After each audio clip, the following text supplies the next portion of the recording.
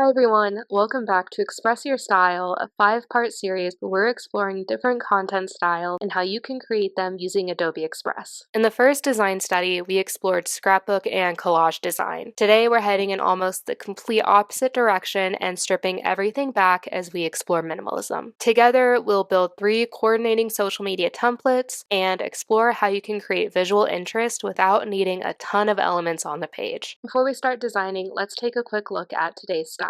We're going to go for something clean, refined, and intentional. I see minimalism used often for fashion and beauty brands, wellness, photographers, and a lot of fellow designers. Some design elements to look out for include strong typography, intentional white space, and keeping things simple with your photos, clean lines, and subtle graphic elements. A good color palette will feel neutral and intentional. Keep in mind that minimalism doesn't necessarily mean it has to be beige, but limiting the palette can help create that clean and cohesive feeling. I feel like minimalism is one of those styles that looks like it can be effortless, but actually has a lot of thought behind it. Minimal design isn't necessarily about using as little as possible, it's simply being intentional with what you choose to include. Every element has a reason for being there, and instead of relying on decoration to create visual interest, we're using scale, contrast, spacing, and type with the composition. Just like with every project, let's create a quick mood board to establish the overall style for this project. Rather than gathering a huge collection of stickers and graphics like we did for our scrapbook style, I'm being much more selective this time. For minimal content, limiting your choices can actually make the design process easier because you're creating a set of boundaries that you work within. Once I have that visual direction established, I'm ready to jump into designing. Our first template is going to be an announcement or promotional graphic. Before I design anything, I want to focus on hierarchy by determining what the purpose of this post is going to be. I can ask myself, what should someone notice first, or what information is just supporting? And once I've established the hierarchy, I can use typography itself as the primary design element. Instead of adding a bunch of graphics to make the layout more interesting, I'll experiment with the size of my headline, the relationship between different type styles, and the spacing within them. I'm also paying attention to the empty space surrounding everything. Remember that white space isn't wasted space. It's actually helping to separate your information, create emphasis, and give design room to breathe. For the second template, I'm going to carry over the same overall visual language while creating something completely different. This time, I'm paying a bit more attention to alignment and balance. Minimal design doesn't necessarily mean everything needs to be perfectly centered or symmetrical, because you can still create really interesting compositions by playing with asymmetry as long as the overall layout still feels balanced. This is also where scale can become really fun. Something as simple as making one word dramatically larger or using a tiny piece of supporting text can create contrast without adding any additional graphics. We're creating visual interest through the relationship between our existing elements rather than having to add more. For the final template, I want to focus on a photo system. Photography works especially well with minimal design because it can provide a lot of personality and visual interest for you. Instead of layering a ton of elements over the image, I'm giving the photo plenty of room and using typography and subtle graphic elements to support it. I'm also thinking carefully about where the image sits within the composition. Again, the goal isn't to fill all of the available space. Instead, it's deciding what actually needs to be there and allowing the strongest elements to do the work. And now we can take a quick look at all of the final templates put together.